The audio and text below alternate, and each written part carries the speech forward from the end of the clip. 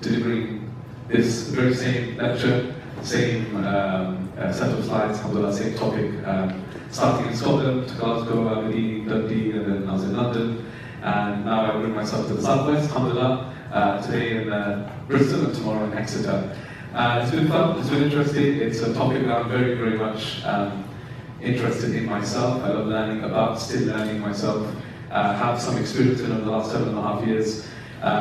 Been keeping a close eye on specifically trends within the Muslim community when it comes to marriage. As mentioned, alhamdulillah, I've worked with more than 450 couples officiating their nikah ceremonies, speaking to them, getting to know, what kind of struggles they're facing, what kind of the common questions are, and over the last few years as well, I've been adapting that experience into these seminars, lectures, going up and down the country and speaking to different students as well. So it's been quite interesting. So I'm keeping an eye on, like I said, the trends, the common questions, the common issues that we're facing, and I'm trying to share as much as I can through this presentation, which is called Apology. I know it's an interesting title. I remember when I got to, I got to Aberdeen, and one of the brothers was like, "Did you bring the love potion with you or something?" I was like, "No, that's not what I'm about." But we're going to be talking about everything related to love, marriage, relationships, that kind of thing. And in fact, there's so much to cover, so I'm going to go straight into it. And we actually are going to start by talking about love. See, before I talk about marriage, nikah, getting to love someone, finding someone, etc., all of that will come, inshallah, will follow. We have to start with love. And there's a reason for that. Some of you might be thinking, well, I'm a student, I'm in my late teens, I'm in my 20s, I'm at university now, I'm independent, I don't really need to sit here and be lectured about love, right? Well, you're right. I don't want to lecture you about love, but I'll tell you a few things that you need to know about love before you get married. Because there's a lot of misconceptions, there's a lot of issues that young Muslims run into, and despite how much you think you know yourself, when you're put in that situation, there's a lot of things you end up learning about yourself, there's a lot of things that end up challenging you. So we're going to talk about love to begin with, right? And then we'll move from there. So, some basic things, right, I'll start with before I get into the main points, right? We know what love is, I mean, the definition is very clear, these are the dictionary definitions. Although a dictionary definition doesn't always seem to cut it, because as you know, love is a very, very intense, it's a very powerful emotion. For me personally, I think it's the most powerful emotion, especially when it hits its height. It's very, very, you could say, difficult to even control sometimes, right? So love is an intense feeling, it's an emotion, right? It's to take a great interest or pleasure in something, it's deep affection involved. And of course, as we know, there's different types of love. There are different types of love. Love is not just the same thing that you apply everywhere. And this is why I always give this example, because the Arabic language, the most beautiful language really, has many, many different words for love, many different words. Even in the Quran itself, if you look in the Quran, there's different words for love that is used. But the most common one is hope, right? How many of you are familiar with the word hope? Yeah, you familiar? You heard of it before? Okay, because it's in the Quran, it's mentioned many, many times, hope, okay? So Allah subhanahu wa ta'ala in the Quran, He talks about hope for different things. And this is the thing about love, right? That you have to understand is that you can have love for different things, different people, there's different love, there's different types of love that exist. But think of this as an example, right? That hope, so just to understand it initially, hope is the most generic word that exists in the Arabic language for love. It's the most generic one. So hope you can apply to almost any scenario, right? But one thing I always reflect on, especially in the context of marriage, especially in the context of two people who love one another, okay, and they're married, and that type of love, as you know, can be it's the strongest type of love, really. It's a very, very strong type of love, and it should be a strong type of love, right? And this was even validated by our Prophet ﷺ, who says, "Lam nara lil-mutahabbayn mithla nikah." He says there's nothing better for two people who sincerely love one another, mutahabbayn, from the word hub, than nikah, than marriage. If you love one another, then the only result for us is marriage, is nikah. Okay? So it validates that there is this type of love that exists, there's a feeling there, and it's very powerful, right? But, like I said, hope is a very generic word. It can be applied to almost any situation. So I'll give you an example, right? So you as a person, you as an individual, can love different things. Like, you can love, for example, let's say, tea, coffee. Yeah? You can say, I love coffee, right? Correct? Yes or no? Right? You can love the shoes that you're wearing. You can say, I love these shoes. Different types. But there's a stronger type of love than that, which is mawadda. It's one of the strongest actually in Arabic language. Mawadda is not just like hope, which is, think about hope this way, it's a feeling. Love is a feeling, right? Now, you know those examples I gave you of the tea or the coffee or your favorite dish or the pair of shoes, whatever, right? You have love for it. Okay, think of that example, just think of that example now. In fact, let me just use another example. Let's use the example of a car. Okay, any of you here drive? You have your own car? Okay, so a few of you, right? It's not the best example, but a few of you, okay. So those of you who don't have a car, I'm sure you know that, what it would feel like to own a car. Might be your first car you buy, it's not a great car, it's still an exciting feeling, driving on. You get excited, okay? And there's this more interest that you have towards it, but then over time, especially material objects, it loses value, right? So think of the car example, you buy a new car, right? And when you first buy a car, I've done this before, you're washing it every other week. Like it needs to be, especially when you're going somewhere and someone's going to see your car, you need to make sure that they see it in a really clean condition, like the best condition, right? Even when you're driving it carefully, right? Speed bumps, things like that, you're taking care of it. But within a few months or within a year, what happens is that car, whatever, you're driving it like any other car now. And then, after even some years perhaps, what do you want to do? When you have a phone that you've had for a few years, you've had a car that you've had for a few years, you've had some shoes you've had for a few years, what are you thinking of next now? What are you thinking of next? Selling it. Right, selling it, replacing it. The next thing, right, I want a better car now. I want a better phone. I want a better pair of shoes. That's what happens because you lose now, there's no attachment to it whatsoever. You've lost interest. That is hope. That is hope. Now, let's try and translate that into the example of marriage. Okay, when you first get married, okay, is there going to be more excitement? Yes or no? Yeah, it's something new, it's like, wow, I'm finding out about this person and so on, okay? And then, the excitement that you have at the very beginning of marriage or it's leading up to the wedding and things like that, do you think that's going to be the same level of excitement 6 months down the line? Yes or no? Right, inshallah. Yes, there's optimism here. Good. Right? But as insan, a human being, right, what happens? Kind of dies out, not exactly the same. A year down the line, it's not exactly the same. But now imagine if we were to think of it like hope. Marriage is just like any other type of love. So basically, sometime down the line, just like my car, things lost value, okay, I don't see my spouse the same way. And then a few years down the line, you know what, the same way I would replace my car because I'm bored now of that car. I want to move on to the next person. Yeah? Imagine if people thought like that. Yeah? Marriage wouldn't last. This is why you don't treat it just like any other love, it's a different type of love. So what is mawadda that Allah places in the Quran? Mawadda is a type of love that you have, but it's not just a feeling that just goes up and down and you get bored and you want to move on to the next thing. That's in relationship terms, that's what we call nowadays a casual relationship. Right? A person goes, they're not serious, and they go and they have a relationship, they're bored, they move on to the next person. Marriage is serious. And the reason why you're all sitting here is because you're serious, because you want to know about marriage, about nikah. That's what we as Muslims take seriously, right? So therefore, what we take into consideration is the fact that actually love in marriage is a different type of love, yes. But at the same time, if we're realistic about it, yes, it should be strong, right? And inshallah, that love stays strong. It grows even throughout the marriage. But there's a few things that we need to understand about love. That's what I'm saying. There's a lot of people, you'd be surprised. They don't know the basics even about love. So they assume what they see on nowadays, you've got these Netflix things and Bollywood and God knows what, and TikTok, right? Seeing all these things about relationships and marriage. This is what's being fed to you. You have this idea, this perception of marriage and relationship in your mind. So you think this is going to carry over into reality. This is what it's going to be like. This is how we're going to match it. Okay?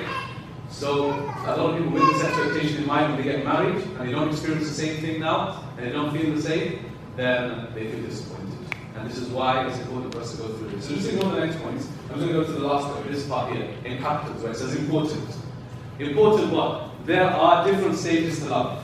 This is what everyone needs to know here. There are different stages to love. So when you get married, there are different stages to love. This is important. Because if I were to put it in a graph, right? Like, picture the graph. So most people, they picture it like this. Okay, we get married, the love is like it's going up. And then what happens? It keeps going up. And it's just like this line that goes all the way up. Okay, that's basically marriage because that's what I see on TV. right? For other people, they might think, okay, yeah, there's an up, and then there's like a straight line, so it just stays the same throughout.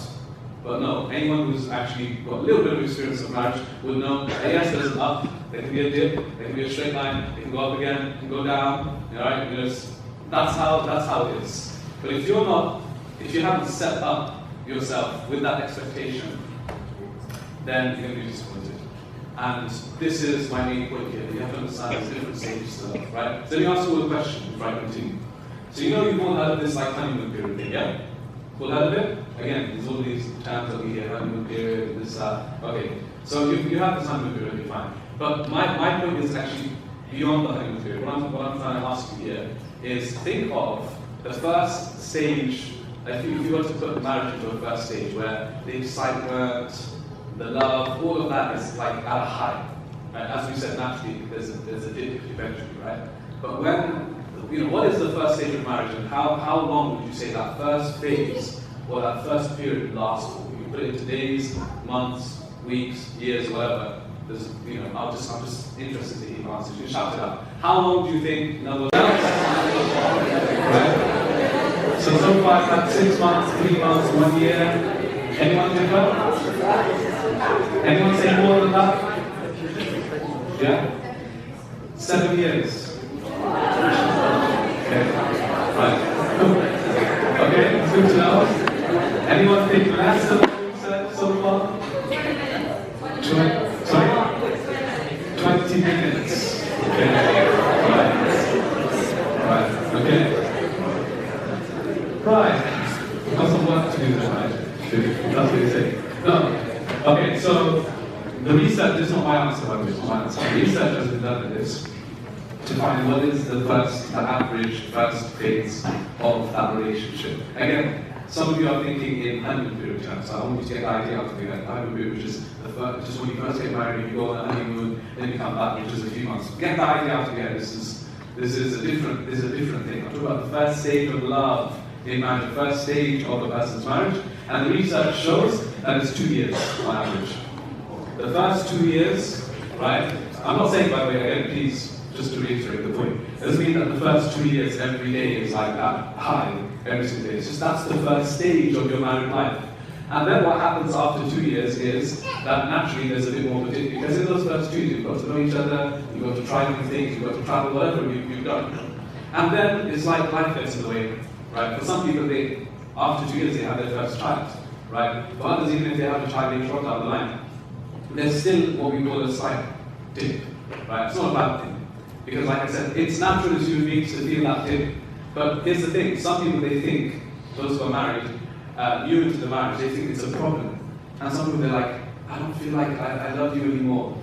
Right? I don't feel the same way. Does that mean it's a problem now? Right? Because the same way I used to feel about you, in the first few months, right now I don't feel that towards you now. That must be a problem with me or you or the marriage relationship, right? And this is a challenge. This is the first big hurdle, major hurdle in the relationship to get over this. Because you have to understand that there are different stages to love. And you've just passed the first stage. Now you're entering the next phase of your marriage, which is you've settled now, and now you need to start putting effort in. Now it's not as easy as the first few months, where the first few months everything was nice and rosy.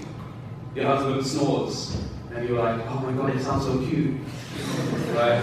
And your wife sneezed, and you're like, Alhamdulillah, Alhamdulillah, right? And then 2 years later, your husband's snoring, and you're like, getting a cushion, right? Okay. This is the reality, guys. Not that, but not like dreams. This is the reality.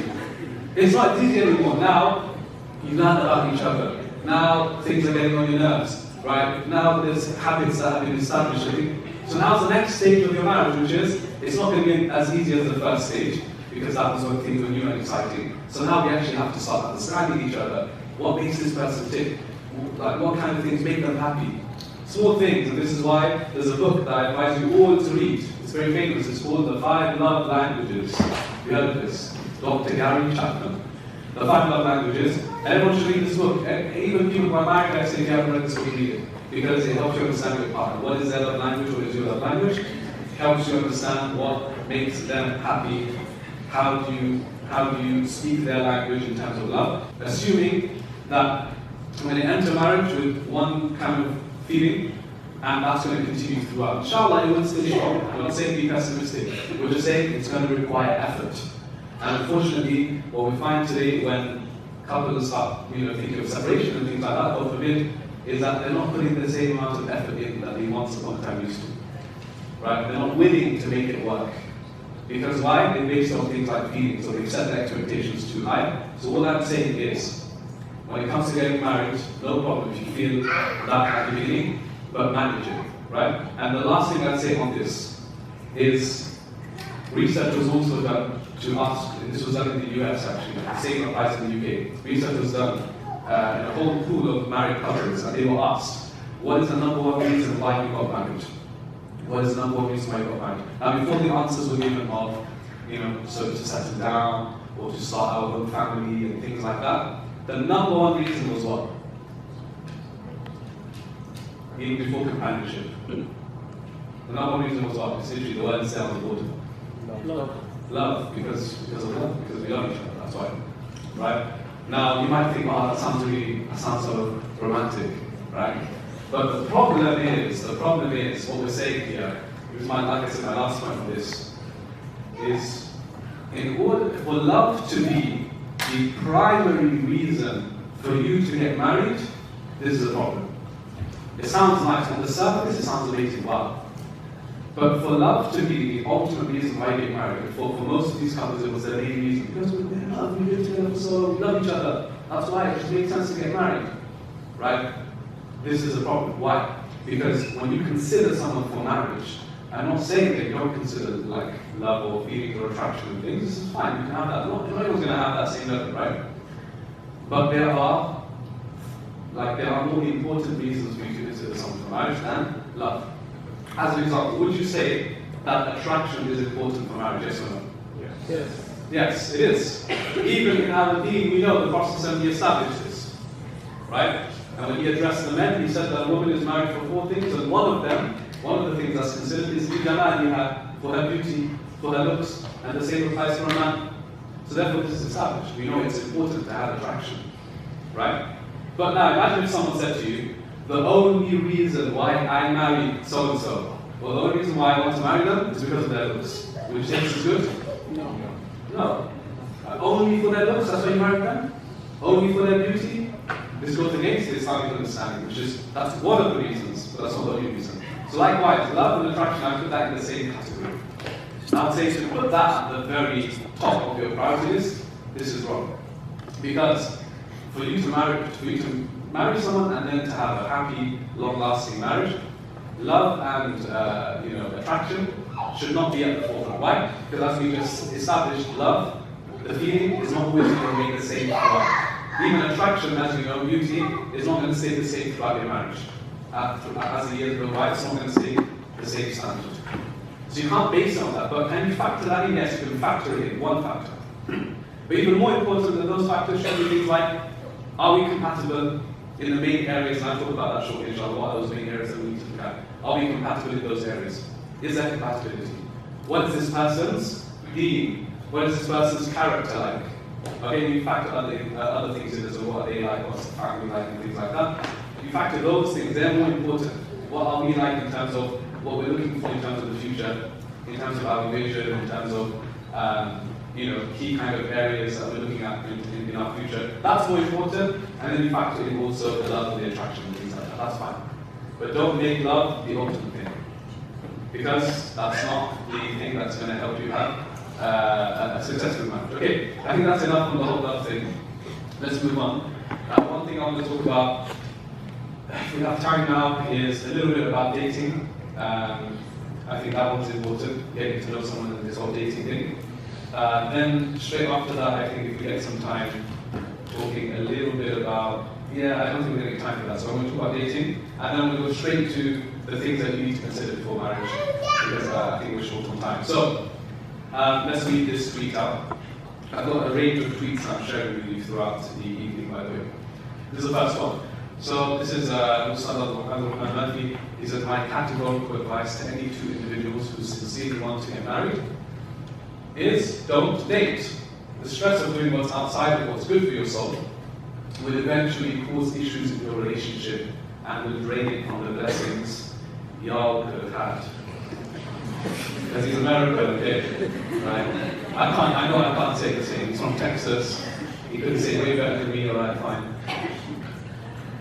So has everyone understood what he's saying here? What's the underlying message that he's sharing? Underlying message? Don't date. There's our goal. Don't date is the main message, everyone. Now, some people hear this and they're like, how is that possible though? You're saying get married to someone, but then you're saying don't date them, don't get to know them. So how's that possible? How's that fair? Or Islam is this really strict religion that doesn't let us interact with the opposite gender and makes us marry someone we don't even want to marry. And basically you want me to turn up to my wedding day and say, Assalamu alaikum, how are you? I'm your groom. Right? No, that's not what Islam is saying, guys. So there are two extremes to this. One extreme is what I just mentioned, like, you don't even know who you're marrying, okay, and no idea, and just rock up on the day, okay? There's another extreme, which is everything is okay before marriage, do whatever you want, okay? And then you decide to get married. Some people take it to extremes of even saying, well, I can't know the person until I travel with them. So you travel with them. I can't know the person until I live with them. So you live with them for 6 months. Once you get married, then you've done everything for us, right? Marriage is a journey, so you're supposed to know that person, experience things together throughout that journey. Now, it's an extreme, and again, it's this new concept of dating, because I'm telling you something, dating is a very new concept. Even in this country, think about it, before the 80s and 70s, do you think people were dating? Right? No, it was very different. In fact, society was very different back then. Religion took actually a lot of importance in society, which we don't have as much of today, right? Even if it's not Islam, right? But still, religions took things like this seriously. Religion or societies, even in this country and other countries, right? It's nothing to do with Muslim society, but that's a different topic.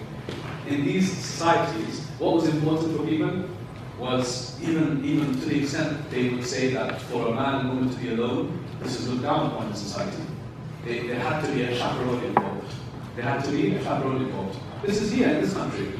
Before the 70s, then things started slowly changing, right? Where things started becoming a lot more open, right? And then the dating thing started. And then the digital age comes after the 2000s, after the new millennium, and then that just takes things to another level. Now you can interact with someone on the other side of the world, right? So this dating thing is actually very new. Before, it was looked down upon. Before, people didn't used to date, they just used to marry. And yeah, it was different society, communities were a lot more tight knit, they knew one another better, it was easier to recommend, and so on. People used to look at other things. But point being is that this is very new. So now, people feel like that you're missing out if you're not doing this. And you can't get married without doing this. And you can't know someone without experiencing any of these things. This is wrong. And let me give you an example about dating, right? Even I'm just going to, for a moment, I'm going to put aside, right, the Islamic ruling on this. Just put aside the Islamic ruling. Just give you a reality dosage of what dating really is today. Okay? Now imagine if a person is going on a date, okay? Now I don't expect any of you to know what this is like, of course, right? So imagine someone's going on a date, okay? Now, are you going to wear your pajamas to the date? Right, again, you probably don't know the answer to this, but I'm just saying, right? As much as you want to talk about Deen, okay? I'm just saying, as an example, would you consider wearing your pajamas to a date if you meet someone? No, of course not. That's the answer, okay? So a person is going to wear the best clothes to that date.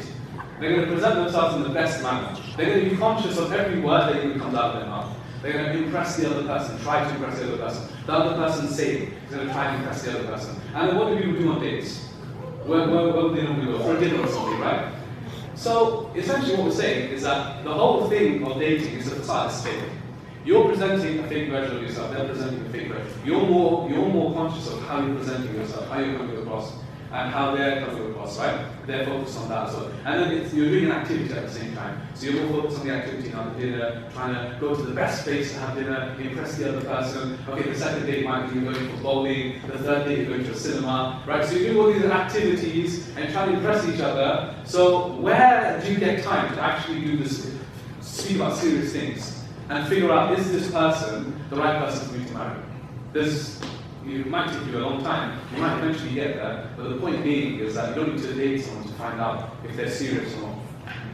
In fact, most of the dating, and even researchers have done this, that it doesn't help you establish, is this person marriageable or not. In fact, a lot of people end up making the wrong decision because they based it on, wow, this is what they must be like when I marry them. But then you realize when you get married, reality hits, you're not on dates every day, and dressing up the same way you were, presenting yourself in the same way. Now you actually start seeing the real side of that person, right? So the point being is that Islam will present the middle ground here, which is that Islam is going to set parameters and boundaries, it's not going to let you do whatever you feel like. And at the same time, it's still going to allow you to interact and get to know someone in the right way. And I would say, yes, you should get to know someone, right? But there's a way of going about it. There's a way of going about it, right? And there are certain things you need to find out about them before you marry them. And this is the important part. I'm going to get to shortly. The important part is, what do I find out about them? Do I need to learn everything about them? No, you can't find out everything about them. But can I establish the important things, find out the important things? Yes. So we're going to talk about that shortly. So this is just my 2 cents on double dating. We don't need to go to this extreme. And as we've established, I don't think it's effective anyway. It's not really an effective way of getting to know someone. So if you're serious about marriage, some people that might be not serious and they just want to have relationships, right? Then for them, maybe dating is the right one. But we're serious about marriage. And we're serious about making the right life choice. And we're serious about pleasing Allah, right? So therefore, we need to go about things the right way. This is exactly what he's saying here about the whole blessings part, okay? So this is a slide, unfortunately, I can't spend time on, because I actually did a whole seminar on this slide alone a few months ago. So the whole thing that I presented here was basically gender interaction and what are the general guidelines, and then how does it relate to marriage. I don't have time for this. If you take a picture of it, you can have a quick look at it. Things like diversity of the gaze, lowering the gaze, Islamic dress code, general modesty, the way that you carry yourself, avoiding physical contact, no khalwa or seclusion with the opposite gender, and having purpose of interaction. What I mean by that is, of course, there are going to be many occasions in your life, whether it's at university or at work or while you're shopping or anywhere, where you will need to have interaction with the opposite gender. And if it's purposeful and you carry yourself in the right way, there's something wrong with that. Okay? For example, you go to a shop and you have the opposite gender serving you, to say hello, how are you, thank you, general etiquette, you carry yourself in the right way. It's not wrong, it's purposeful. Okay? And likewise, even in the time of the Prophet, they carried themselves in a certain way. Right? Whether it was in the masjid, whether it was in the marketplace, right? There was no kind of absolute segregation where men and women, they lived in different parts of the Deen. They had to, at some point, interact. If there was a need, they would do it in the best possible way. This is what I kind of focus on in this slide. But I'm going to move on from here, and I just want to talk about the kind of things to consider before marriage. So coming back to some of the things I was saying earlier, what kind of questions, and so on and so forth, okay? So of course, the question would arise, how do I get to know someone?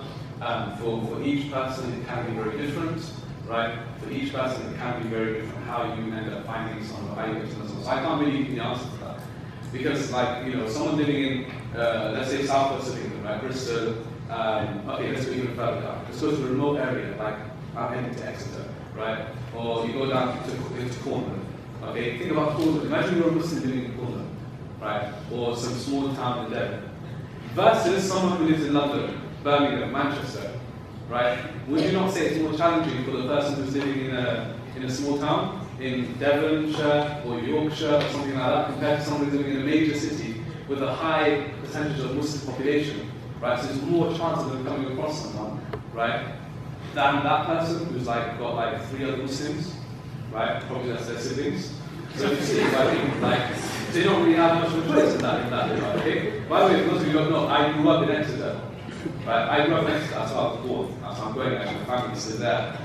It just happens that we're doing an event there as well. So growing up in Exeter, yeah, that was basically my story. I was like one of the only Muslims in the whole town. Okay, you have my 2 brothers, right? Great, and one of my cousins. Okay, that was it. We could see each other, our faces would light up. Like, wow, we'll see a fellow Muslim. Okay, so it was a challenge. So someone like that versus someone in the mix, it's very different. That's what I'm trying to say. So I have people that I know who got married through different means. We'll talk about the different means as well later. But how do you get to know someone? Let's say you're in a situation where you found someone, whichever means it is. So like for example, I've got friends who, I know people who have got married through the traditional route, which is what we call an arranged marriage, okay? Where a family member has been in touch with someone else, a recommendation came across, and they come to you and they ask you, what do you think of this person? Yes, families are involved from the get-go. This is a traditional route. This is, I would say, even most of the marriages today are still like this actually. It's very, the traditional route, the old school route is still very powerful. Or nowadays you have CVs and violators and things like that being changed. Okay? And you can laugh at it, guys, you can laugh at it. But I'm telling you, it's still one of the most effective ways that Muslims get married today. Okay? So don't underestimate the power of the anti-WhatsApp groups where they are recommending, their families. Trust me, people are getting married, okay? So I know a lot of people who are getting married this way. I know people who have got married, they naturally came across someone. They were at work, they found someone, and they approached their family about it. Us. They approached it that way. I know people who got married, right, whether you agree with it or not, I know people who got married through this much. Okay, they found their partner, they're happily married, finding them out there. I'm not saying which one you should do, I'm telling you how, the reality on the ground. I'm just being real with you, okay? I know people who got married, literally, I kid you not, from volunteering somewhere and finding someone else who's volunteering and then they approach the family. I'm just giving you guys examples of how people can, these are real life examples of people who found someone to marry, okay? And so on and so forth, the list goes on. So I can't tell you how you're going to find someone, because every scenario is case by case. What I'm saying is that I'm trying to prep you for marriage, okay? So I can't tell you how to find someone. What I can say is, let's say you come across whichever avenue you took, right? And you came across someone that you're interested in marrying. Now, you want to make the right decision, okay? And you want to ask them the right questions. And this is, Rabbi said, I keep an eye on trends very closely, and the questions. And the almost number one, the most common questions that people ask, that they are struggling with, especially those who are in the process of getting married, is, I have no idea where to start. What questions do I even ask? How do I get to know someone? Because I'm not, like we said, dating them, going out, doing all sorts, right? How do I get to know them through a meaningful conversation? How do I carry myself? So people are prepared. And it takes a little preparation. You might think it's easy to just go and speak to someone. Where do you start? Where do you end? How do you decide? It's not easy. So the thing is, it takes a bit of preparation, right? And I'll give you some tips right now. But before I give you that, I want to ask you another question, again to do with time frames. So my next question is, let's say you found someone, right, that you are interested in marrying, okay? My question is, how long do you think not you, but let's say just generically, how long should a person, do you think, need to speak to that person before they can make their mind up about whether, I'm not saying they married them by that point, I'm saying make their mind up that, okay, this is the person, this is the right one, this is the person I'm going to marry. On average, again, you can put it in days, weeks, or number of meetings, or whatever, however you want to quantify it. I'm just interested. In fact, I'll give you 10 seconds to quickly converse amongst yourself, and I'm going to take some answers, okay? You got 10, 15 seconds.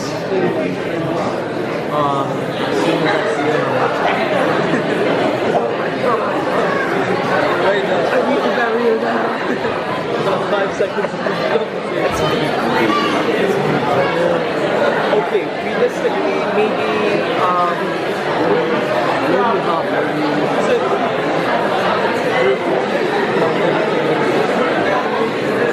this is what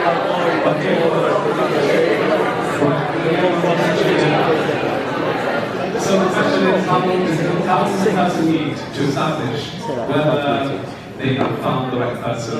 This is the person that you want to marry. Who wants to kick us off? 1 month. 2 weeks. 1 month, 2 weeks. Okay. 24 hours. 6 months. Yeah. Anyone else want to know? 24 hours. 1 day. 1 meeting. 24 hours. Not first. 2 years. 1 second. Anyone else?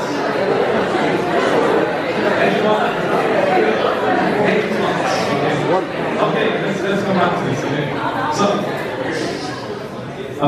it's interesting, right? Because there's no right or wrong answer. What I'm about to share with you is not an Islamic answer Or because you won't find anywhere in a hadith or something that you have to make your mind up within this many days or this many meetings. Why? Because these types of things, Islam will not come and tell you that you need to do it in this amount of time. Rather, Islam will come and give you guidelines. That's what the Sharia is there to do. The Sharia will tell you, is not there to tell you exactly how to live your life, because it's impossible. Based on your scenario, you have to apply those guidelines. So there's no right or wrong answer here. But what I'm about to share you again is just from some experience. Okay? And some people are shocked when they hear this, but I'll share with you. So what I always say is that the maximum period, and I'm not recommending this period, I'm saying this is the absolute maximum, that if you're getting anywhere near this period of speaking to someone, trying to get to know them, then there's something really wrong happening. Okay? If you've been getting near this, and you still haven't decided, is this person what I need to marry, there's something really wrong happening, and that maximum period is 6 months. Right? Like, 6 months is not a red flag. So let me explain now. Let me explain. Right? I'll let you discuss later. But let me explain. I believe in love that. Let me explain this. 1 second. Yeah, 1 second. Okay. So this is not this slide, by the way, that I'm sharing with you, or these thoughts I'm sharing with you, this is the most important slide. Right? Even if you take this away from tonight and nothing else, it's okay. This is the most important, okay? Now let me explain what I'm trying to say here. Why do I say 6 months? Okay, let's break this down. 6 months, half a year. Okay, you're talking to a person. I know there could be different variables, like you might not be speaking to them every day, it might be every week, every other week, whatever. Okay, but I'm saying 6 months of talking to someone. If you're talking to that person every day for 6 months, then it's like there's something definitely wrong. Okay? Because what are you talking about? And answer the question. What are you talking about for 6 months straight? Clearly you're not, let's be completely honest. You're not following Islamic guidelines. If you're speaking to someone every day for 6 months, now you're out of the practice, alright, correct? Because you're not going to be talking about serious stuff every day. So you're going to be, hi, good morning, how are you, how's work? Forget all that stuff. That's not important. That's not helping you to get married. Okay? Likewise, it won't help if for 6 months you're talking about things like, so what's your favorite color? You know what, my favorite color is green. What about yours? And you're like, you know what? All of them are my favorite color. Right? And wow, it's amazing. These questions, guys, are not helping you to understand this person. I'm pretty sure none of you have a criteria. They must like the color green. Otherwise, no, red flag. Right? No, come on. So ask them about colors. Or what's your favorite dish? Oh, mine's this, that. These are irrelevant questions right now. Like I said, you have the whole life ahead of you to find out that stuff. But that is not helping you to understand, is this person the right person to marry? Does that make sense? Finding out the favorite color, this, that, none of it is all useless. And unfortunately, this is the trap that most people fall into because of the first slide that I shared on love. And now they've got these strong feelings towards this person. They've got some attachment now, so now they feel like they need to talk, and they start messaging, and they're asking these questions, thinking that, oh wow, this is building our relationships. It's building a bit of chemistry, yes. You're having a bit of a giggle, a bit of banter, finding out some silly things about each other, but it's not helping you establish compatibility. There's two different things. Chemistry can be worked on over time. You can even lose that chemistry, you can bring it back again, right? But compatibility is something you have to have set, have understood from either both of you are like just asking each other silly questions or one of you is like playing games and prolonging it for no reason, right? You see what I mean? Like there's something not right. So what is my recommendation? Again, it's not an Islamic answer. My recommendation is that the average should be within 2 to 3 months you figure it out, right? Again, I'm not saying within 2 to 3 months you have done what? You have done the nikah and everything done and believe and everything done. I'm saying within 2 to 3 months you've established compatibility. You've established, okay, this is a person I would consider for marriage. Then what happens after that? You get married a year after that because of, I don't know, planning and God knows what. That's fine, that's up to you. But 2 to 3 months is average of speaking, and finding out the right things that you need to. Okay? So now the next thing is how to find out in 2 to 3 months. You need to have effective conversations, is the point. You need to know what to ask. You need to do some research, you need to know where to start. Okay? So where would most of you start?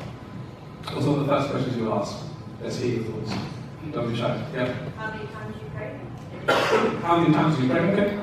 That's good. But remember, for some people, certain things are going to be a priority and they're going to ask that. It's not going to be the same for everyone. Is there anyone else? Okay, specifically breaking the masjid, okay, cool. So we're talking about, right now we're talking about one category, which is spirituality and religiosity. Is it okay? That's fine, yeah? Sorry? Plans, like future plans, okay? Expectations, good. Yes? Yes, yeah. What's important to them in a spouse, okay? Yeah, someone else, yeah? Sorry? Oh, sorry, I was speaking to the sisters. I'll correct you. Yes, sorry, yeah. Why do you want to get married? Good question, yes. That's a deep question to throw at the beginning. Right. But it's important, of course. It's important though. Yes. Sorry? Having children, good. Yeah, that's an important one. Any final ones before I chime in here? Right. Oh, yes. Do they? Get married? Do they want to get married, you think? Oh, do they want children? Yes, of course, all of it, right? So on this note, by the way, one of the things that you are going to prioritize, in fact, before you even sit down or before you even have that first meeting or that chat, is something that you need to establish yourself, is what are my non-negotiables? That's something, before you even enter the chat, you need to understand. Now, for some people, they think non-negotiables, okay, let me list down 20 of them. If you list 20 non-negotiables, then you're getting married to, I don't know, some gin or something. You're not getting married to a human being, I'm sorry. Okay? 20 non-negotiables, guys, you're looking for the perfect person. So, that's not going to happen. How many non-negotiables? Maximum 4 or 5. What are non-negotiables? Things that you are not going to compromise on. Things that are essential for you. Not the other person, not your family, for you in a partner. Now, for different people, that's different things. There's no right or wrong answers. For some people, it might be, this person needs to pray 5 times a day. This is a non-negotiable for me. For someone else, it might be, this person needs to want to have children, at least however many that you have in your head. For another person, it might be, this person needs to be, this kind of job, right? Whatever, like, there's nothing wrong with what it is. You just need to know what it is. Because when you go into that meeting, you're not in love with those things. You shouldn't compromise. You can if you want. And let's say a person who, let's say you want to have children, let's say you want to have at least 2 or 3 children. That for you is like a dream, like it's a good aspiration to have. And then you meet someone who doesn't even want to have children, who's like, nah, rather than live the single life, just me and you, we travel, I'm not interested in children. Now, for you personally, my advice would be that you don't compromise. You say, okay, for us, like, this is my non-negotiable, so therefore, I'm sorry, like, this is where we part ways, okay? Or you could, some people could be like, oh, let's see in the future, maybe they might want to, that's a mistake, because 5 years down the line, you're married to them, and they still don't have children, but for you that was non-negotiable. Do you see what I mean? So before you even enter the chat, you need to have your list, 4 or 5 things. Whether it's to do with religion, whether it's to do with culture, whether it's to do with just personal future ambitions, goals, things like that, have those 4 or 5 things set. And work around that now. You need to know what you're looking for to begin with, okay? Then, in terms of asking questions, right, I'm going to be very quick about this, but it's very important for you to listen to this and understand. The kind of questions you're going to ask, as we already established, is not questions about color and things like that, okay, favorite color. It also should not be, even if it's an important question in your mind, it should not be so generic. It should not be just some generic question. For example, do you pray 5 times a day? Like, you think that's an important thing, it is an important thing, but that's not how you should frame the question. Frame it in a different way. It's like you asking the person, so are you a good person? Right?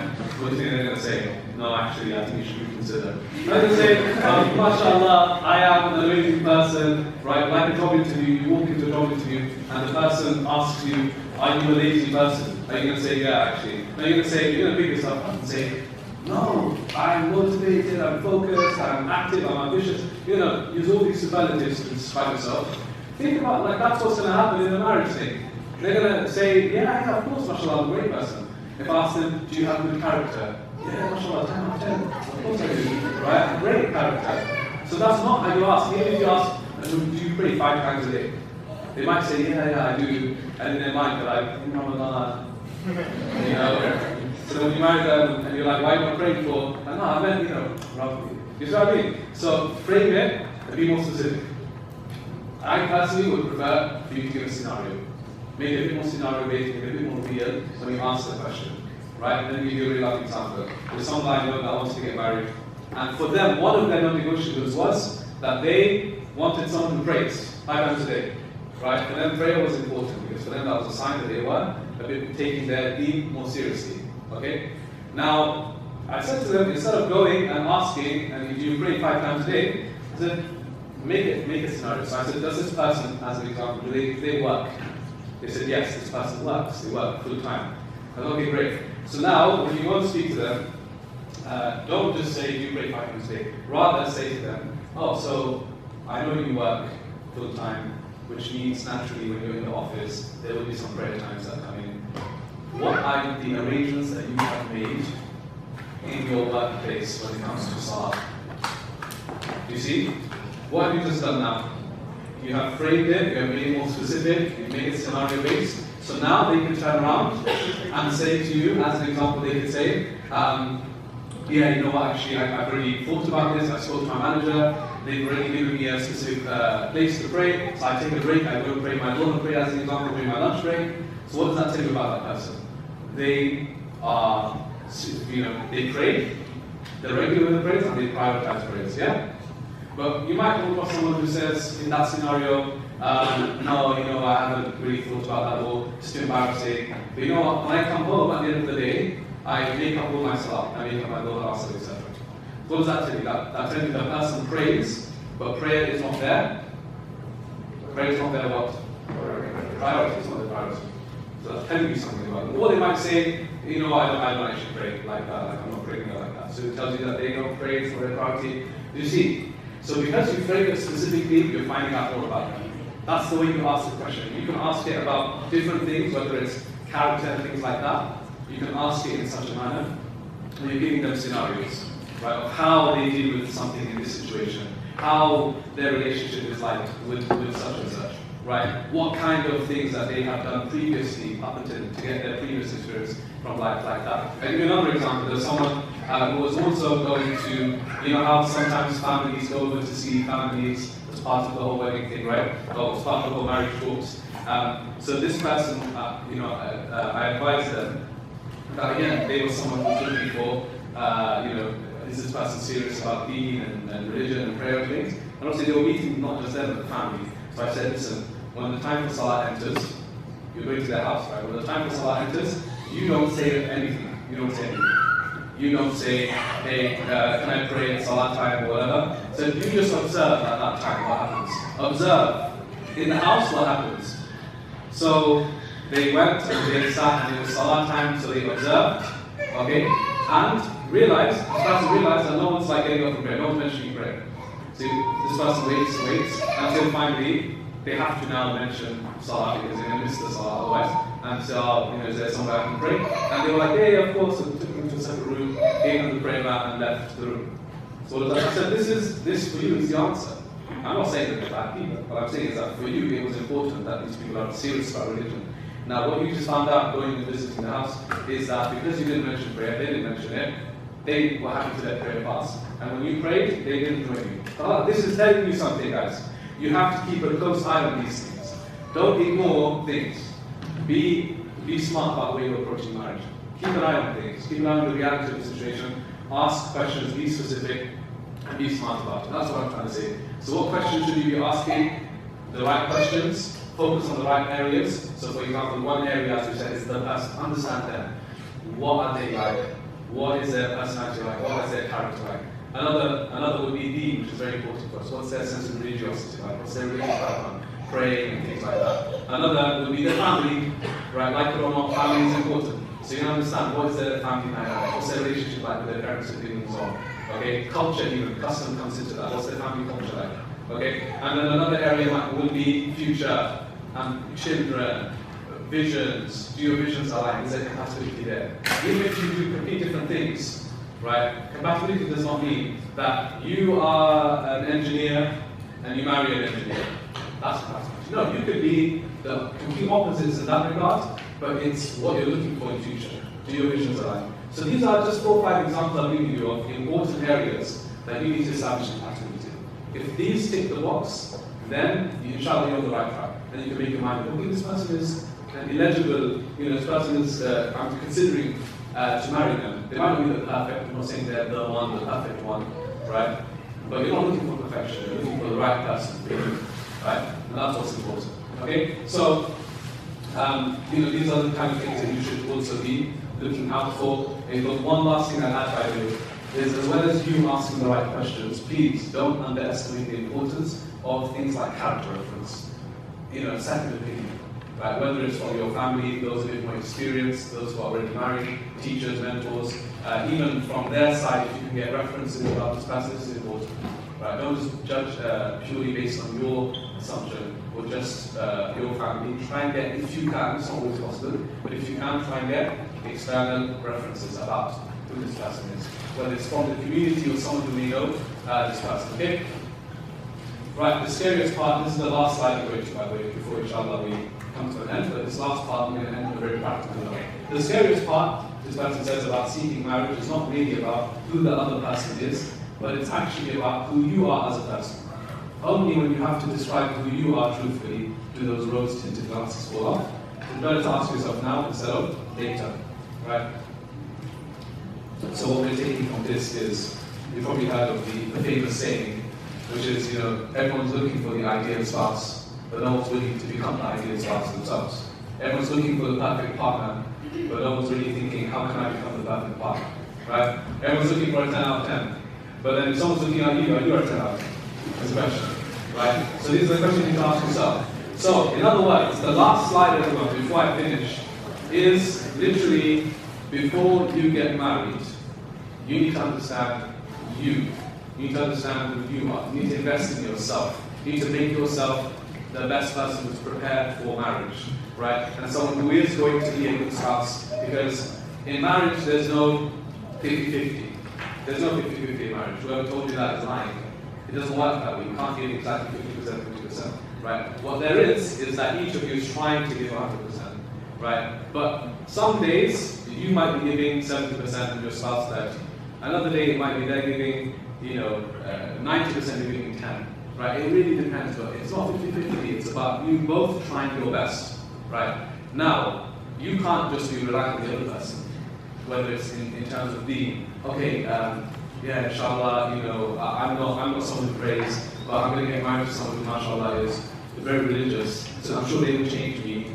They will wake me up with Fajr, that cliche thing, right? I wake me up with Fajr. I don't want that way, because if you can wake up yourself, and you're not going to wake you up, then your wife probably can't wake you up either, right? Does that make sense? So you can't wait for someone to change you, right? You need to change yourself before marriage. Now, you can't change everything about you. I'm not saying that you don't get married until you're like perfect. It doesn't exist. You can't.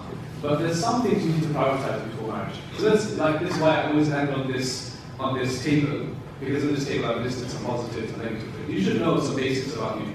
The best 2 ways to find out about which of these you have, by the way, 2 most effective ways. Number 1 is an Islamic concept of muhasabah, of deep contemplation, self-accountability, right? It takes a lot of reflection to figure out who you are. Like, be conscious and mindful of everything that you're doing. So at the end of the day, end of the week, you're literally making a report of yourself.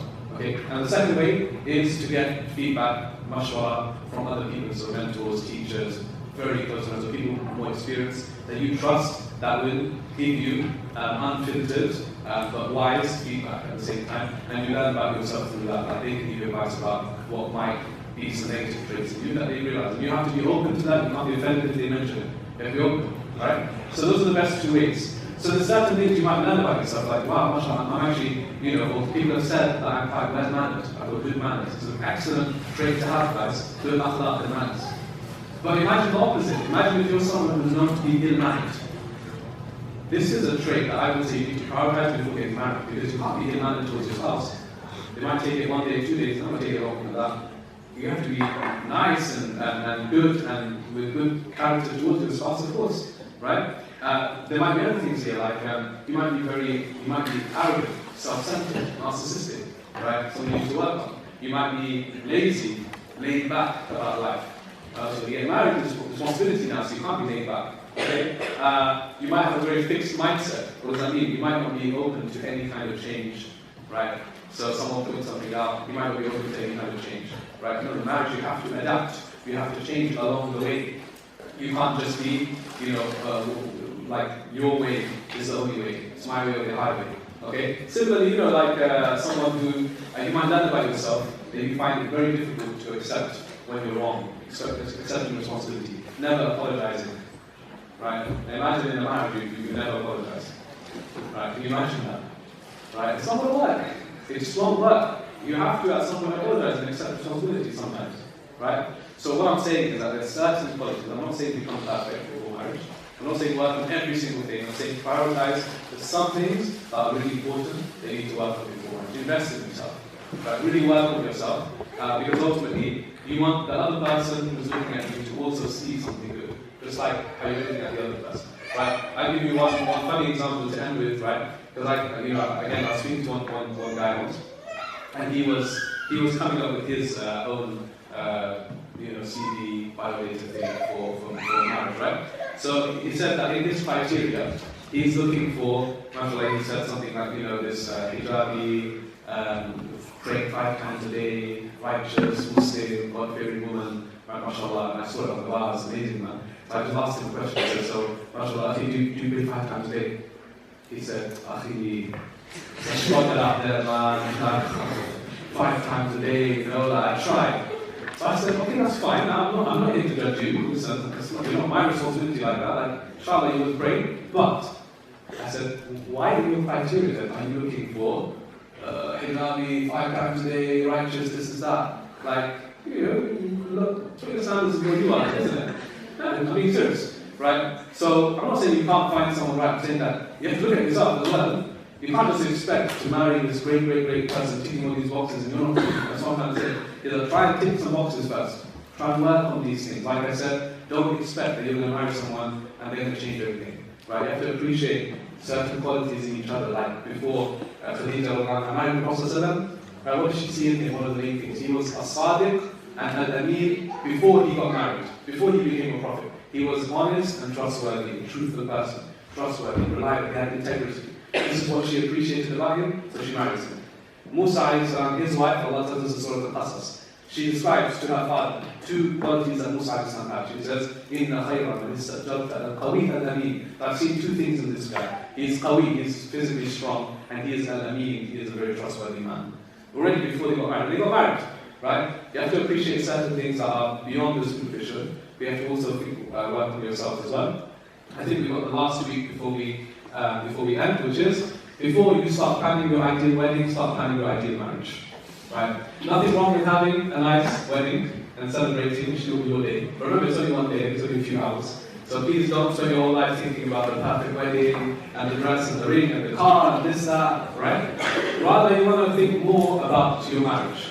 How's my marriage going to work? So what do you do right now? Coming to this kind of seminar, it helps. Reading some books, I'm not saying all books are going to help, but some books are helpful. Like I said, 5 love languages and so on.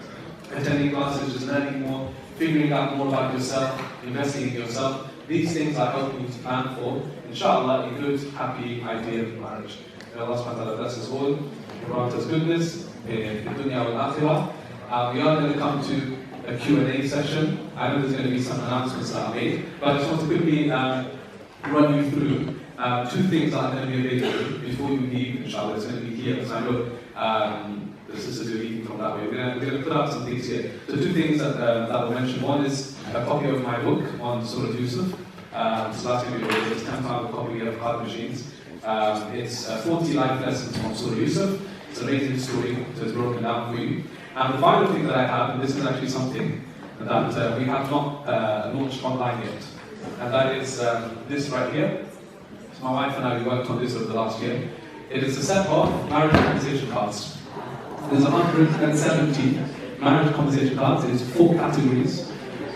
And this is perfect for either someone who's newly married to get to know each other better, or people looking to get married, even from now, looking at these questions. You know how we said about you need to know what questions to ask? This already has been done a lot of research into. So this is available for £12 a box. We haven't launched it online yet. It's going to be more than that later. So both of them will be available, inshallah. Before you leave, we're going to figure out the logistics of that. But we do have a Q&A. So I believe the one on the left is the QR code for anonymous Q&A. It's not going to be long.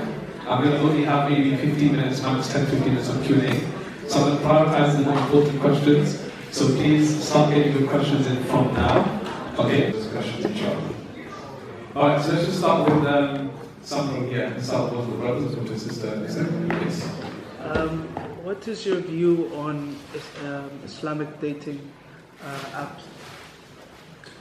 Islamic dating apps. Okay. So, firstly, I'm not here to recommend anything. So I'm just sharing some general views on these things, right? So like I said, some of these apps, okay, I'm not going to name you by name, but some of these apps, actually know, some of them I know some of the founders, I've spoken to them actually, just to find out what they're thinking. Look, my view is the following, and you're not all going to agree with me on this, that's fine, I don't need you to agree with me, it's up to you to take it. My view on apps is the following. Apps that exist, whether it's the Muslim marriage apps or any other app, such as a social media app like Facebook, Twitter, Instagram, and so on, I believe they're all the same, right? In the sense that you as a person, the way you're going to approach it, the way that you're going to carry yourself on these apps. So, put aside the marriage app for a second. A person can go on Instagram, find someone's public profile, scroll through the images, like them, DM that person, whatever, you can do all of that. Likewise, you can do the same on the marriage app. Okay? Or a person could potentially happen to be on Instagram, came across someone, right, and they went about it the right way. You could find someone on Instagram, you can go about it the right way, you can approach your family, you can go about it the right way, you can get married to that person. Similarly, you can do that on and marry that. Now, although I personally didn't use these kind of things, I know people who did it, and they went about it the right way, and they ended up getting married. At the same time, you will hear horror stories of people on there wasting time, doing all sorts, right? So, both exist. For me personally, I see it as a tool. How do you use it? Are you serious about marriage when you're going on to it? Are you going about things the right way? Are you following etiquette when you're on these apps? If you do and you happen to find someone, alhamdulillah. If not, and if it's not for you, and if you're not comfortable with it, don't do it. That's my personal view. That's honestly the way I look at it. And not everyone's going to agree. Some people are like very strictly against the app in general. That's fine. I'm just thinking there's a possibility there. There's something there because I've seen people get married using the apps. All of that. Okay, I'm going to answer one from here. What is the best way to approach a woman's father?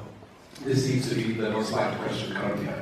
Okay, I'm not anymore. Okay, so another question is just overtaken now, right? I'll answer that one. What's the best way to approach a woman's father? So me personally, again, I've had discussions with so many people, and we've had almost disagreements on this, right? We don't laugh about it, we've had disagreements about it. So one thing I always say is, look, what I think you shouldn't do. I can't tell you what you should do, I can tell you what you probably shouldn't do, which is, you just go up to a sister and you're just like, so what's your dad's number? Personally, for me, I don't think that's right. I think it's a bit weird, to be honest with you, right? I think it's a nice way. I think there's more etiquette involved. People just go up to his what's your dad's number, right? Like, I've got a little 2-year-old, right? Imagine I'm a bit older now, my daughter's grown up, right? And I get a phone call one day. I pick up, there's like, I'm just like, yeah, I just got your number from your daughter. What the hell? What's up? You know what I mean? I think it's weird, personally, okay? So, look, I don't think you should just approach it that way. I think there's etiquette involved. I think there's better ways. Especially if you just see this person for the first time. If you see them for the first time, you're like, right, that's what I want to marry. Okay? And then you go up to them, what's your dad's number? That's out of the question. Because that comes back to the first slide we spoke about, which is the whole love thing. You can't just figure out you're going to marry someone. You know this whole thing about love at first sight. Even this has been fed to us from movies and things, and we think this is a thing. You don't just see someone and straight away figure out you're going to marry them. Okay, let's say over time you've seen them a few times, you've heard good things about them. Okay, fair enough. You've got something in your heart, maybe this might be a person that I'm considering for marriage. Even then, you don't need to go directly to them. I think there's better ways. As an example, to be practical, let's say university. I think there's better ways. I think that you would probably know, especially university, it's a small, tight circle. So, instead of going directly to them, you could probably go through a third party. You can probably go through one of your teachers. You can go through another member or one of their friends and make it less awkward, make it less direct. You can just say, look, would this person, because maybe they don't even want to get married. Maybe they're not interested right now. So find out some basic things, okay, you know, this person, would you mind asking, don't mention it to me, would they be interested in potentially looking at marriage? Then you go through a third party, they ask, you find out, yes, potentially I am. Okay, now would you drop my name and say, this is the person? Would they be interested? They might say yes, they might say no based on that. I think there's better ways of going about it, especially if it's university. Outside of uni, there's different ways, it depends on the scenario. But I think, you know, I always say, be street smart. Don't just think so rigid in these scenarios that you were told you saw on a TikTok video somewhere, yeah, ask my dad's number, and you go and do it. Trust me, be real. You can't take life from a 30-second video, right? So don't try and apply something that you saw, even if it was an Islamic personality behind it. Think carefully what you're doing, and go about it the right way. Think about, consider the other person as well, how they're going to feel. It's embarrassing, you know, it could be embarrassing for them, right? Might not be something they want everyone to know, so go about it discreetly, in the right way, carry it. So this is just one example I'm giving you, basically. Okay, another top question here is about mahar, right, obviously. Right? I'm surprised it didn't come up earlier, right? What about mahar, what to ask? So, you know, is this coming from the girl's side, it's coming from the guy's side? Obviously, it should be the girl because she's the one who asks for the mahar, right? The mahar, listen, has kind of become overcomplicated these days. It's very simple, okay? The mahar, firstly, is a gift. That's how Allah describes it in the Quran. It's a gift that you're giving, right? You are, before you get married, there's a number of functions of the mahar. There's a whole workshop in and of itself. But in summary, the mahar is given as a gift. I mean, you're marrying this person, so you're putting, you know, some people, there's a cultural idea of you're basically buying the woman, right? Now we're doing that. Of course, that's not what it is, okay? The mahar is a gift that you're giving, okay? It's given as a gift. So, of course, based with that in mind, you're going to give a nice gift, right? When you're getting married, you're committing yourself to one person. There's other functions of the mahar, like some say the mahar also is there as a what's it called? As a sign of commitment, because you know in any other relationship you don't need to give a mahar, but in a marriage you need to put something down. When you put something down, it shows that you're committed, right? And there's other reasons and functions of the mahar. One of them is a gift. So what I say is that mahar is overcomplicated. Of course, it should be what the woman wants, okay, what she's happy with, what the guy can realistically give. There's a balance between the two, right? Now look. Yes, a woman can ask for whatever amount, could be crazy high. If the guy can't give it, either you've got some options here. Either the guy says, you know, have that for baby or baby, right? Which basically means this is where we part, right? Because I can't give it, and you're entitled to that, but you have the right guy to give that, right? Or she could say, actually, you know what, I'm happy to lower it to whatever you can give. Or it could be paid in installments, there's like deferred mahar. It depends on you as a situation. Every situation is different. There's no, again, like I said, Islam, there is no one set mahar. Islam doesn't come and say, this should be the mahar. Islam came with a guideline to mahar. In your situation, you apply it how do you need, right? So it should be something the woman is happy with, and what thing. Let me give you my personal example. I don't normally get personal, but I give you my personal example, okay? Before I got married, right, it was very clear. There was a certain amount that I could give, okay? And with my wife, she's a lot more kind of, you could say, accommodating in the sense that we had an understanding that when we get married, okay, we have a life to live together. So finances is something that we're going to help each other out, we're going to go on holidays, we've got all these ideas, we want to travel and things like that. So therefore, the mahar in and of itself was not as important. In the sense that, yes, you give a mahar, it should be a respectable amount. Some people, they take the mick these days, right? And I'll give you £100, right? Something like that. Make it respectable. If you're giving a mahar and it's marriage, make it respectable. Don't just say, you know, this is something I hear. It's slightly controversial. So I want to give something, you know, mahar should be small. I want to follow the sunnah in mahar. Actually, you want to follow the sunnah in mahar, but your wedding is all against the sunnah. Everything you're doing against the sunnah, but when it comes to mahar, I want to follow the sunnah, I want to keep it simple. Right? Listen, man, make it respectable. I did one nikah, let me give you an example. I went to one nikah. I was officiating the nikah. And this was in the early days of me doing it. So I was sitting down and I asked them on the day of the nikah, I said, so what's the mahar? But the guy turned around and said, £33. Right? I said, just out of curiosity, why? Why £33 for? And before he said anything, the mum busted in and said, oh, because back in my day when I got married in India, that was the equivalent in rupee, so today it's £33, right? So I just said, listen, firstly, he's not marrying you, right? There's always some other things with it, right? And secondly, listen to this. My travel costs more than her mother. So this is disrespect. I felt awkward writing that down because it costs more to bring me here. This is not no respect so make it respectable. It doesn't have to be extravagant. There's balance, right? There's extravagance, there's complete skimping, and there's respectable, affordable for both parties. And then think about the future together. It's not just about a amount, it's about also what kind of things you're going to do in the future. Are you going to get a house? Are you going to travel? Have you got other aspirations? You're going to help each other out like that? You're going to keep that going. That was how I personally approached it a lot. Okay, let's take another question from here. Let's take a few more questions from Charles. Yes. What advice would you give if someone wants to get married but also scared?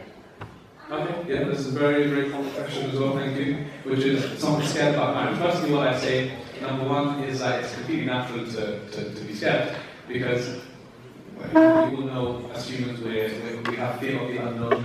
So when something is, something that we're not sure of how it will go, a new job, anything, especially marriage, when especially if you're moving, you're relocating for it, there's so many variables, so many things that are part of the unknown, which makes it very unnerving, unsettling, you could say. So it's very natural to feel some kind of, nerve, some kind of fear in your heart. That's fine, and of course, depending if the person is the right person, is the main thing, right? If you're choosing the right person to marry, you're confident in that decision. You've done what you can, you've done your research, you've done your mashallah with others, you've done your istikhara on things, then you leave it to Allah, right? There's always going to be a leap of faith in actually when you get married. You can't, even if you knew that person from before, you don't know what it's going to be like after marriage. So there's always going to be a fear of the unknown. You have to, that's what tawakkul is ultimately. But keep in mind the positives as well.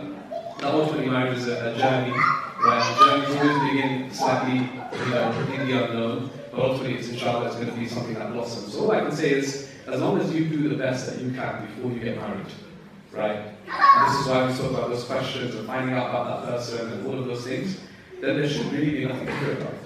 You should not have regret. You should, if you've done everything that you can.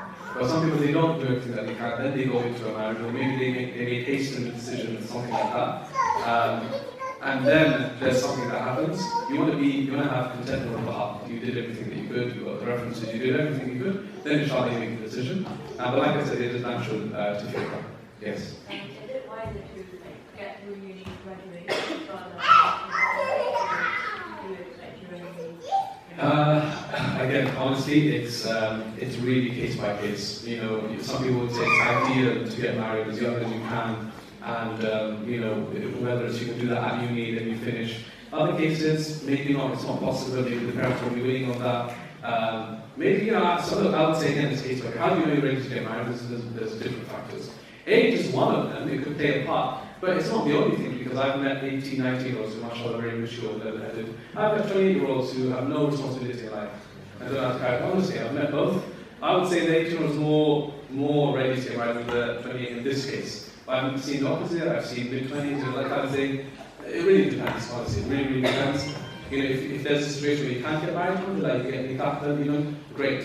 Or you could look at it that, look, these teens that you're in the late teens or the early 20s, what I always say, these are the golden years of your life. And these are the years when you really want to invest in yourself, experiment with different things, get experience in life, build yourself up to a level where, like me personally, I got married when I was mid-20s, by 25 I was married, 30 now. So, I felt like by the time I got married, I had done things in life, I had a sense of responsibility. All of these things, I ticked many boxes, I felt like I was ready. But for some people like this, they could be ready before that, no problem. It really depends. There's no right or wrong answer to this. It depends on your situation. For some people, they have to look at finances, they have to look at, just whether they feel ready, their knowledge, experience, all these things they have to look at. Yes? It's a very unpopular question, but I believe it's very important. Yeah. My brother asked, how does a man, how and when should a man bring up the topic of polygamy, and what if the woman disagrees?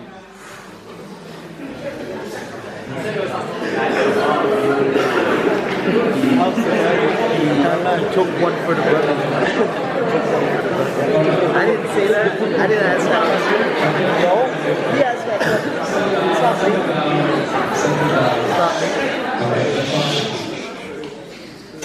me. Again, it's one of those things, like, you know, it could be, if you're a guy who's thinking about that before you get married to a first, then that's something you should probably lay out on the table from the get-go. I'm just being serious with you. Probably should be. If it's something that develops later, and that's what you're thinking about, you should be open about it, but you also need to consider why. Also, what is the reason behind it? For some guys, they're just like, because I'm a man. I have you know, certain desires and things like that. And for others, maybe they're thinking of other things, like, you know, Islamically, you know, what the principles were for this, why you would marry another woman. Mainly it was widows or divorcees, or normal children who had children who need to be taken care of and so on. Right, so there's all these elements. So for me personally, again, there's no right or wrong answer. It depends on you. If how important is it for you? Is it non-negotiable? If it is, then you better make that clear before you get married, because I'll tell you what, for most women, probably that's their non-negotiable as well. Opposite. It's not to be in a, let's be honest, right? And both have the right to have that, right? Both, you know, the man has the right, Islamically is allowed to. The woman has the right to say, no, that's not something that I would want. So if you're at a stalemate there, then that's something that you need to make clear beforehand. Now, you might be in a situation where you're already married. That's another whole situation, right? I think it would come down to why. I think the why is very big. The why. Why is this important for you? Why are you considering this? I think you need to have a discussion there. Because in a lot of cases, I'll be honest with you again, whether you think it's right or wrong, I'm just kind of laying it out for you. Right? So don't take it from me, I'm just laying it out for you. The reality is, in a lot of these cases, where especially if the man later on says, right, and especially today, in the society that we're in, I would say, in most cases, it almost is going to cause issues of break the first marriage. That's almost guaranteed. The first wife is not going to be happy with it, even if he goes ahead and does it for whatever reason. He's basically sacrificing the first marriage. And I think that's where the why comes in. Why are you doing it? Is it so important that you're going to compromise on the first marriage? Is it that important?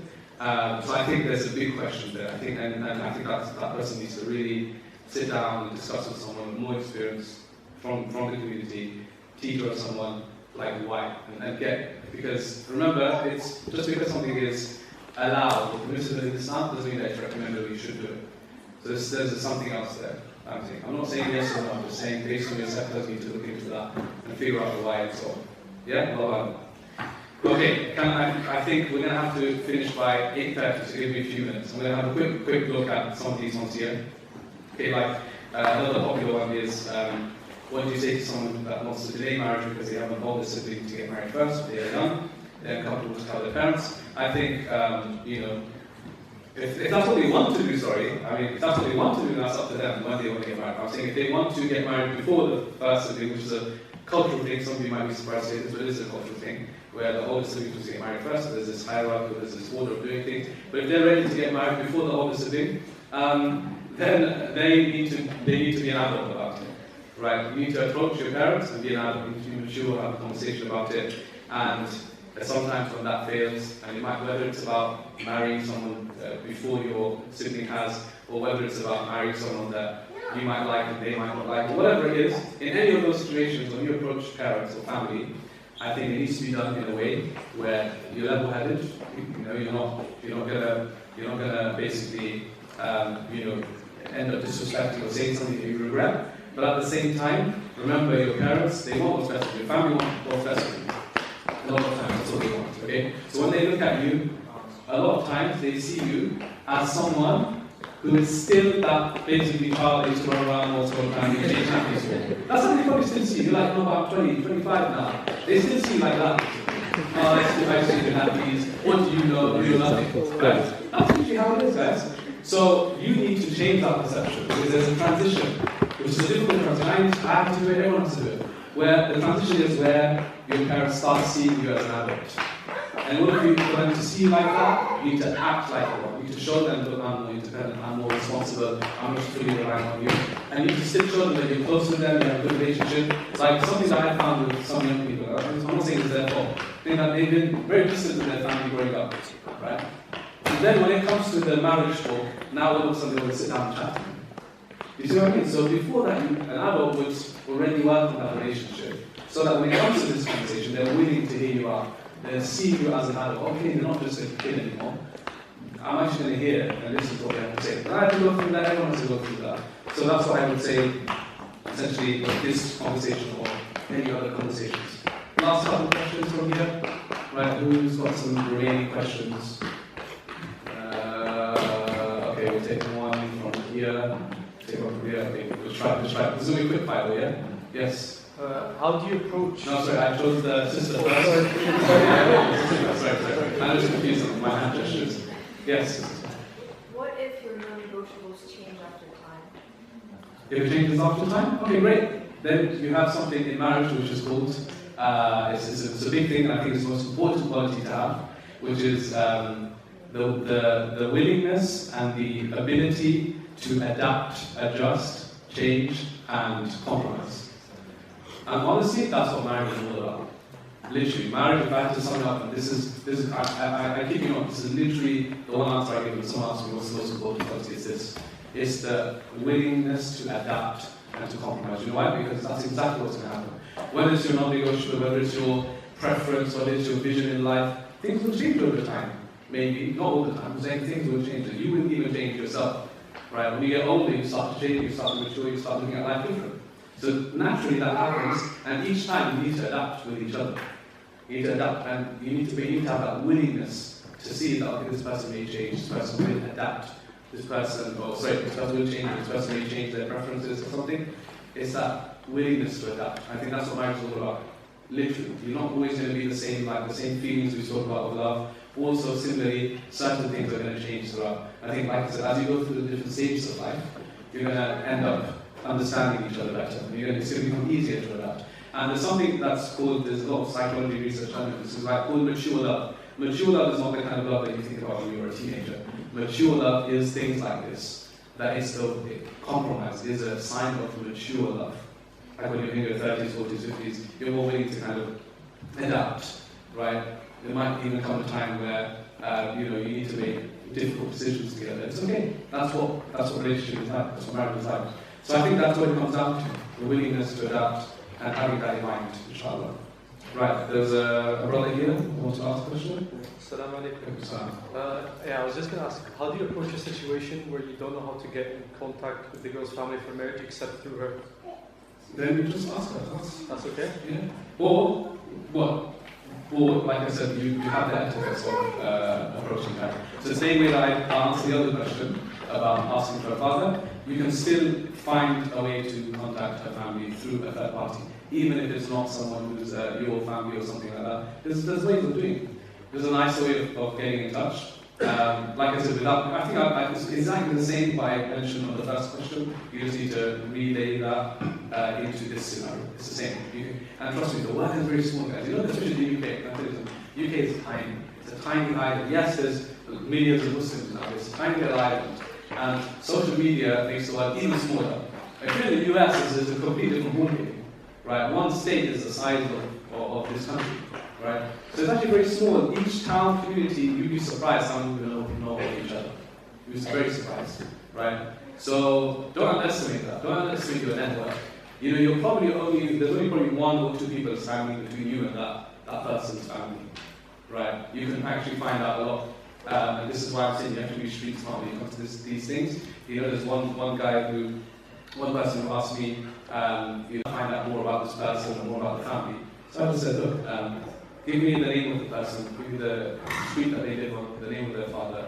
And all I did was I contacted one guy in that town who was a very active, I just knew he was very active, he went to masjid a lot, part of the community a lot. I just gave him that, I just said, listen, there's a brother that just get married, do you know this family? I just gave him the address, first time of the address, I just gave the father's name, and straight away he came back and he said, yes, I know the father, and he gave me a reference. Straight away. You might say, oh, but that's you though, you might know more people, no, trust me. You can find a way. There's literally one or two people standing between you and that other person. You can find out things. You just need to go to the right people, especially target people who are active within that community.